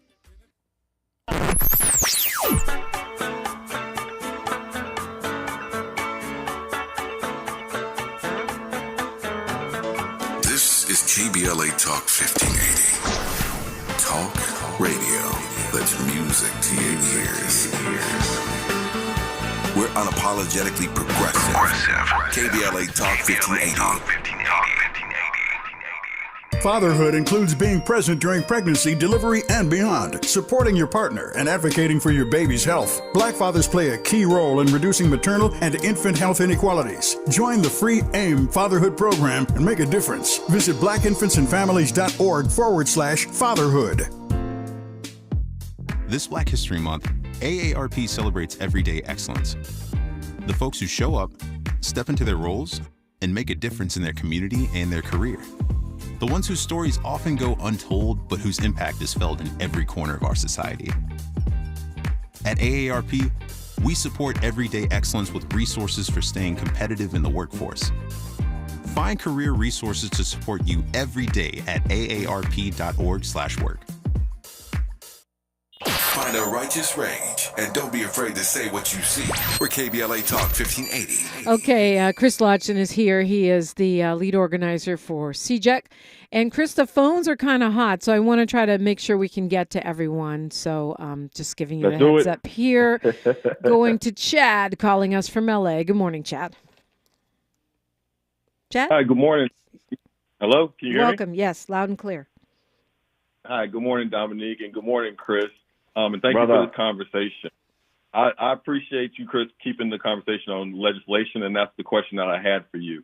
I have read SB 437 from the Black Caucus. That's the study bill, and I agree with you that it's inextricably tied to everything else that the Black Caucus has announced as part of their Road to Repair package. Meaning it's a poison pill? Meaning you think it's a poison pill? My question is, with SB 437 really being verbatim the governor's amendments from last year, so the governor's office wrote SB 437. I'm asking why do you think the Black Caucus has reintroduced the governor's language from last session that was intended to kill the agency alongside this new bureau bill, SB 518 that they have? So that's a great question, brother. I think there's a couple of reasons. One, I think because there's money involved, and I think there are people and nonprofits who want some of that $6 million that is in the bill, SB 437, and also some of the money that is not in that bill that's left over from what the governor's office and the legislature approved last year in that $12 million reparations implementation funding. So I think there's funding and nonprofit interest involved, and I've said that publicly, and we've known that for sure, for a fact, since sometime mid-late last summer when the Black Caucus actually sent a letter to the governor saying, give some of this money that you put for reparations implementation, that you put to implement reparation actual policy, instead give it to nonprofits and let us pick our friends and our nonprofit pets, I call them, to give them this funding. Okay, let me ask you a question that piggybacks. I think there's a financial interest also. Got it. Let me piggyback on Chad's question and ask you this. If, let's say, there's a miracle and a Saley's bill passes, why would SB 437 not impact that? Well, because 437 does not require, our bill 1315 does not require any study to start actual genealogy work. Now, to be quite honest, 437 is such a bad bill. That bill has to die. We don't need, so I'm just going to be completely honest. It's in the interest of all the bills for that study bill to die, because none of the bills that the Black Caucus wants to do can happen without that study or this. Right. Again, so I agree. Well, we agree on that, Chris. That's why I called it last week a poison pill. And that's why I'm saying, why would your agency or bureau bill, agency bill be immune to that poison pill? Agency, yeah. So, well, one, because our bill specifically is for the American freedmen, right? So our bill specifically is for those who are descendants of those who were emancipated in this specific country. And we are talking about those who are descendants who have inherited that legal and that political status. So our bill in its language itself does not require any additional study, but you are absolutely right. You are absolutely right to raise the risk that if that 437 bill does happen, it could impact any other bill that comes anywhere after for this particular group of people. So you are absolutely right. There is a risk, not just to those other Black Caucus bills, but to our bill too, because we are saying that we need more study to know how to do genealogy. We don't need more study to know how to do genealogy. We need to do genealogy, and that's what our bill does. Right. I'm trying to keep our answer short so we can get to everybody. Chad, did you have a follow-up, or are you good? I did have one quick follow-up, if you wouldn't mind. Go ahead. So, Chris, again, 437 being verbatim Governor Newsom's language, my question is, do you think the governor's writing policies for the California Black Caucus so they'll put forward only the things that he approves of? Oh, I think that's absolutely clear. I mean, one, we have literal evidence of that. So you think he approves of that agency? So you think he approves of the Bureau? I think he approves of studying and doing more research and not doing anything until there's more study and more research, as evidenced by the bill that he wrote for the Black Caucus, which Chad absolutely rightly points out. 437, which is a poison pill, 437 is written by Governor Gavin Newsom. And Governor Gavin Newsom gave that language to folks in the Black Caucus. Yeah, we talked about that. Yeah, last week we talked about it. Now I was okay. Chad, you good? I'm good. All right. Keep fighting, brother. All right, we're going to Iris calling us from Santa Rosa. Good morning, Iris. Hello. Good morning, guys. Thank you so much for this discussion. And thank you for informing the people. So just for context sake, I am a nonpartisan voter in California. I used to be more blue, Democrat-leaning, but then Bernie took a giant dump on reparations, so that broke my heart. And so then I became nonpartisan. If you look at my voter card, it says my party affiliation is Reparations for Black Americans. For president, I have voted for reparations for Black Americans for the last 3 elections. But November 2024, because of what the CLBC pulled in August 2024, it was the very first time that I voted Republican down ballot because the CLBC, along with Cali Democrats and Newsom, violated my constitutional rights, and I don't know if I'll ever get over it. So my question is, based on what happened with them killing 1403 and 1331, the CLBC, they had the votes, they had a supermajority, and they just didn't do it. And they lied to us. They lied to voters and said that they would.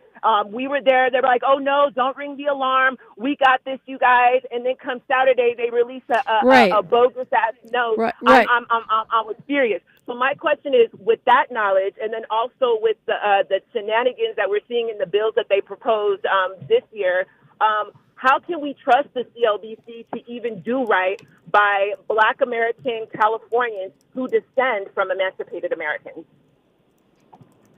Well, we can't, and that's clear. We cannot. They broke their word and work last year when they voted against their own bills that they were all co-sponsors of, and then they broke their word just in the last 2 weeks when they failed to reintroduce the bill that they said they were going to reintroduce after they killed it. So the answer is we can absolutely not trust anything coming from the CLBC, specifically those who were there last year. Okay, thanks for the question, Iris, and the recap. I mean, it seems like Iris doesn't listen to Freedman Friday every week because we've been over and over and over what the CLBC did, how they betrayed the people, how they tanked their own bills, and the promises that they made, many of them on this show, including an apology from Assembly Member Bryan on this show. So those are... An apology and no action, and then another betrayal. And by the way, I think Iris does watch the show. And I know she's heard member Bryan make that apology, but what good is that apology when then 3 months later, you then do the same thing or something very, very similar? What good is an apology if you're going to break your word again? And listen, Isaac Bryan lied to my face. He told me in my face that the caucus had an agency bill coming. This was last month. Well, he lied to my face. They did put you say it's a bureau, not an agency, but they did put forth a bill. They committed to reintroduce 1403. So that means that he didn't. You don't like what he did, but he did put forth a bill. So that's not lying. You guys clearly have a problem with him. True. But to be clear, when you guys the last lobbying trip, you did meet with him, right? You did sit down and meet with Bryan for over an hour, right? Absolutely. And every other legislator that we could and that we were there to meet with on that day when we had over 100 people. Right, but I'm just saying reparations lobbying. The legislators opened their doors to you, and folks have said on this show that Isaac Bryan refused to meet with CJAC after the August 31st. So I just wanted to be clear. Well, hold on. That's also true too. Both of those things are true at the same time. After August and through January, the CLBC has been attempting to say that we cannot be a part of the legislative process. And I told my team, and I'll say it here again, nobody has the power to exclude us from the political process. Nobody. It's in our Constitution. It's our God-given, ancestor-given right to be a part of the political process. And you can't say now also, just for your audience also, we gave the Black Caucus Chair Bryan and Vice Chair Bryan and the chair's office, we gave them 8 pages of a draft agency bill back in January. We went to their office and gave them all the policies that we wanted to see. No response. No answer at all. So how you gonna be mad? How you gonna be mad when somebody else say, you know what? I like what y'all doing. I want to do it. So if y'all don't want to do what we want to do, but y'all can't work with nobody else, that's crazy. Listen, we're not those type of people. We gonna do politics and be a part of the process no matter what. All right, let's go to we'll start. We'll start your question, Eric, and then we'll continue on the other side. Eric from Carson, you have the mic. Hey, good morning, Dominique and Chris. Good morning. My question is for your guest, Chris. The concept of reparations has been around for centuries. And from my research, it's kind of gained momentum in the 1990s. But my question is, I'd like to read it real quickly, is a significant H.R. 40, a significant legislative effort. The H.R. 40 bill was introduced to Congress to establish a commission study and develop reparation proposals for African Americans. I'd like to know what Chris thinks about this particular bill. Great question. We don't need no more studies. We don't need no more commissions. At the federal level, with respect to the folks who are doing federal national work, and I know some of those folks, but right now I think the HR 40 bill is unnecessary. I think what the folks at the federal national level need to do is incorporate by reference the California Reparations Task Force final report as their study, and then just get to cutting the checks. Just get to the actual reparations proposals. HR 40 was introduced in the 1980s, before a lot of us were even born. And it's died every single cycle.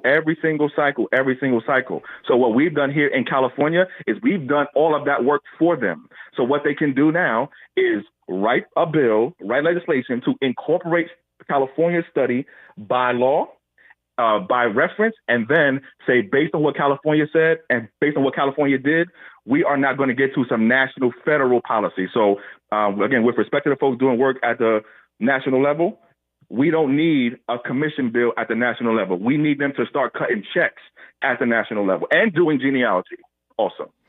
Okay. Eric also probably doesn't listen regularly because we talk about HR 40 all the time. And folks weigh in on different opinions about it. It is true that Congresswoman Ayanna Pressley and Senator Cory Booker just reintroduced it for the millionth time. And would you be against that if they were somehow able to pass it? I know, Chris, many people agree with you that we've had too many studies, but it seems like movement on a federal level would still be a good thing. So it depends on movement on what. And again, I don't think the HR 40 commission is actually necessary because I think California already did this work for them. And if you read the State Reparations Task Force report, every chapter has a California-focused part of the chapter and then a national-focused part of the chapter. So they can just take what California did as their study and say, based on what California did, now maybe we want to add a little piece to it here and there, but that's fine. But start getting to the actual policies, start getting to the actual checks, start getting to the actual reparations. And start getting to the actual genealogy. What are we waiting for? Why is it that Black Democrats are telling us to wait and telling us to research and telling us to study? What is going on? Why is it the Black folks that are in the way of actual reparations? What is going on? We don't need any more commissions. We only need to do genealogy and to cut checks. And to be fair,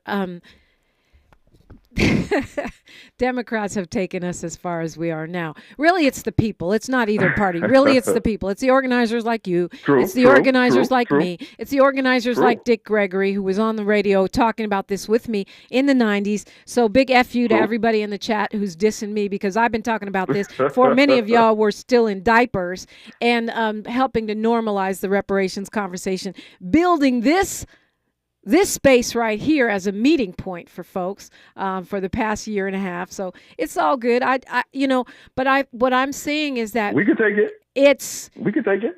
This obstructionism has come from many places, and clearly we do have to hold the CLBC accountable. And I agree with you. It is not time for delay. In fact, I feel like the delay up to the point where we're at now with this current administration is presenting problems, but that's never stopped us in the past, and it shouldn't stop us now.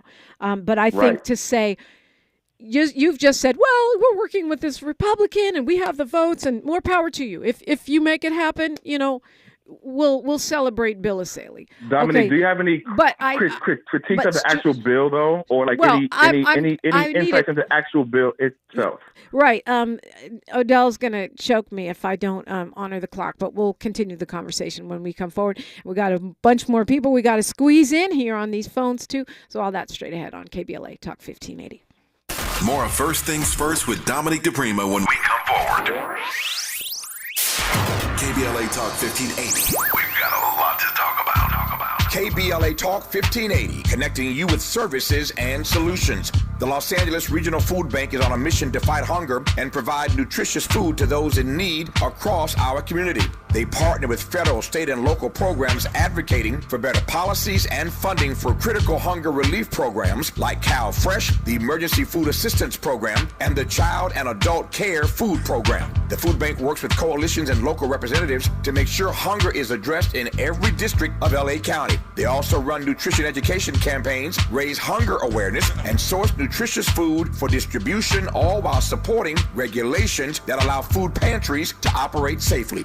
Want to help? Visit lafoodbank.org or call 323-234-3030 to volunteer or find a food bank near you. Together, we can ensure that no one goes hungry in Los Angeles County. This is a community call to action from KBLA Talk 1580.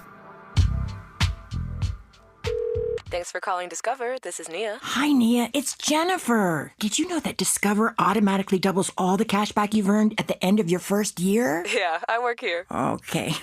I was just double checking. Get it? Because Discover automatically doubles all the cash back you've earned at the end of your first year? Oh, you get me, Nia. You could say that I double get you. I guess we've taken it too far. You earn, we match. Discover Cashback Match. See terms at discover.com/creditcard. Looking for a purposeful and passionate way to make a difference in your community? Volunteer with our Senior Medicare Patrol and help prevent Medicare fraud. S&P volunteers work in their community educating peers about healthcare fraud and how to prevent and detect it. Free training starts soon. Check us out online or at an S&P open house near you. We're on a mission to stop fraud. Join our team. You make a difference. Visit caspvolunteer.org. Protect yourself from Medicare card scams. Scammers may call, email, or even knock on your door claiming they need your Medicare info, asking for money or threatening to cancel your benefits. Don't fall for it. It's a scam. Remember, Medicare doesn't need to verify your information. They already have it. Medicare won't charge you for a new card and will never threaten to cancel benefits. Check your Medicare statements for suspicious charges and report scams to the California Senior Medicare Patrol at 1-855-613-7080. We're here to help. We're not for everybody, but we're for everybody. You're listening to KBLA Talk 1580. You're listening to Freedman Friday. I'm Dominique DiPrima. Shen in the chat says I talk too much. Newsflash, that's my job. I'm a talk radio host. Been doing it for many years. Apparently it works. But in any case, you asked me about the bill itself. Yes. Yeah, I mean, have you read it? Have you read it? I have read it, actually. Okay. Do you have any thoughts about it? I do have thoughts about it. We could do a whole show about that. I'll just say a couple quick ones since Shun thinks I talk too much. I feel like it's great to establish an agency or a bureau. I was a big supporter of Bradford's bill and have pressed the CLBC to bring it back. I do like the fact that it has a genealogy branch that or mission that will help people to establish their eligibility. I don't want it. My critique, one of my critiques is that it feels narrow. It feels like this bill, the way this particular bill is written, and like I said, I'm not a lawyer, but it doesn't appear to give the latitude to deal with funding mechanism or to process cash through said agency. It does also, which is the same as the CLBC bill, it allows the governor to appoint the head, and that's another possible place for sabotage, since the governor does not appear to support reparations. I'll leave it there for right now. Okay. So one on just taking that backwards. So one, if you look at our bill and you look at the parts about the governor appointing the governor nominating the secretary and then that secretary having to be confirmed by the Senate. If you look further in the bill, our bill has a whole section about how the secretary and the agency is subject to oversight of the legislature. Yes, so this was one of the critiques right now. Now, this was one of the critiques that the Black Caucus gave last year about why they didn't like Bradford's bill. It sure was. But their bill, that they didn't have oversight. Yeah, that's true. Right now, where is that in their bill though? That's a good point. Where is it? Fair point. It's not there. Okay, and that's partly because that was BS last year. It had nothing to do with legislative oversight. I believe that. Okay, yeah. All right, now, going back to the sort of narrower focus. So listen, like I said to start, you can't do any checks or cash payments until you have a way to check who the cash payments are going for. So no matter what, doing the genealogy is going to help no matter what. Now, do we cut checks through the agency, or do we cut checks through the budget like we're working on right now? And Friday was absolutely right. On Wednesday of this week, we were at the Capitol telling the state budget committee to cut checks through through CDSS for our seniors who are American freedmen this year, cash payments this year. We were the only ones there. And I love, like I said, that is my favorite part. I love that. We got a lot of folks on the phones. I want to try to fly through them.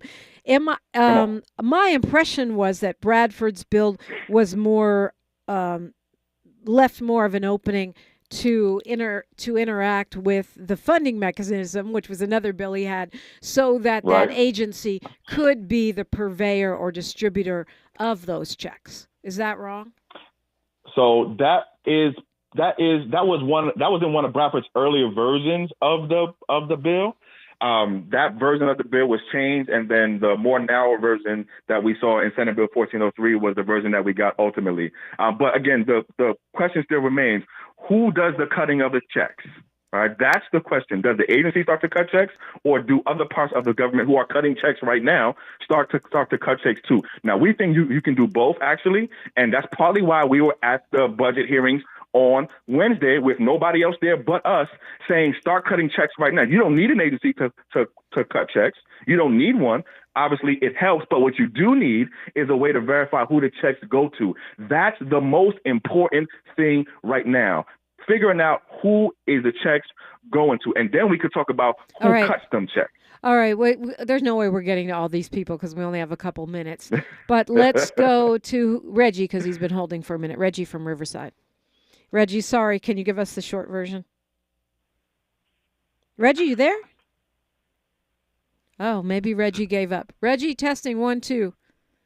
Looks like Reggie gave up. Going to Sandy from Inglewood. Hi, Sandy.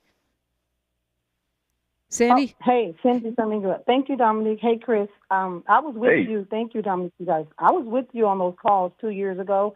I just want to let you know you guys are doing a great job. But our seniors, the American freedmen, they are dying. And this is not fair because we did a lot of hard work on getting this stuff, through. And SB 1403 was strong. And we need our application center, like we see everybody else going to their application centers, to get our eligibility and our genealogy. And I do feel like we was betrayed. It's very hurtful. I mean, that I agree with. I agree with you on that, Sandy. Absolutely. Okay. But the point is, how do we move forward and get what we want and deserve? That's the question. So really, we're talking about strategy. That's what we're talking about. We're talking about strategy. I don't think we disagree on the meat of this. We had it. We had it right there in August. It was all there. I agree. There was a lot of work. So I'm trying to figure out what was the difference between what was sent back and what, because we passed from what I understand, we passed every last one of the committees. Absolutely, we did. Committees. Yes. Yeah. Okay, and Sandy. So you get here. Thank you. Okay. I was just going to try to squeeze in Reggie, because I guess he was on and he couldn't hear us. Okay, Reggie, you got like 60 seconds.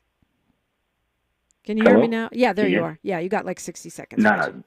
This is actually Marcus from Inglewood. Oh, so man, Reggie's just having bad luck today. Hi, Marcus. I just wanted to say, it seems like folks are giving a lot of cover to the CLBC when there's a couple issues with their bill. They essentially reintroduced Bradford's bill and removed a couple important components. They removed the part, because you mentioned, Dominique, that our bill is narrow, doesn't leave room for expansion. They removed the part that says that the agency is there to implement the recommendations of the task force. They removed that. That's right. And then also, like Chris pointed out, they didn't address any of their so-called concerns that they had, which led them to kill the bill last September. And then the comment I want to make is our bill, you said, well, how does our bill avoid the genealogy study? Our community of eligibility component, we actually spent 2 years sitting down with expert genealogists. We sat down with constitutional scholars. We actually met with Dean Erwin Chemerinsky about it too, to put together a community of eligibility criteria that does not violate equal protection. Right. So that is I'm how familiar we with avoid that study. And And that is why our bill is markedly better than the CLPC Okay, I got to go. But You again, guys, like I said, folks are giving cover. You guys are going to get me in trouble. I got to go. It's time for the best to have a smiley. Let's keep the conversation going. That's what we do every Friday. Chris, thank you so much. Thank you, Dominique. CJEC Official. That's where you can find them on all socials. Until tomorrow, well, till Monday, one love. KBLA 1580 Santa Monica. I'm Bree Wood with 4 Things You Should Know with BIN News. A federal judge blocked the Trump administration's mass firings of probation